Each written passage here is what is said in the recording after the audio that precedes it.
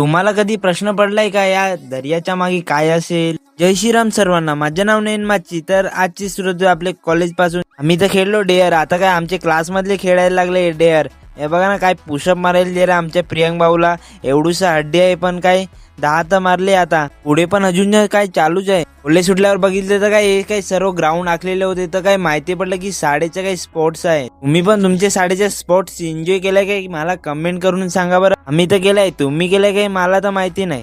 चालू झालाय आमच्या साडेच्या स्पोर्ट्स. पहिली मॅच तर काय कबड्डीची होती. हे बघा काय कडक एक नंबर खेळत आहे. आणि इकडे पहिली दुसरीचे काही लहान लहान मुलांचे काही लंगडी चालू होती. तुम्हाला साडेच्या स्पोर्ट्स एन्जॉय करायचे असेल तर उद्या पण आहे. लहान मुलांच्या स्पोर्ट्स एन्जॉय करून आलो तर मग काय आलो बीच वरती फिरायला. ते फिरता फिरता एक प्रश्न पडला की या अखंड समुद्राच्या मागे काय असेल. कमेंट करून सांगा बरं. आणि मित्रांनो, तुमच्या भावाला फॉलो नसला केला असेल तर फॉलो करून घ्या. लवकरच 1K कंप्लीट होणार आहे.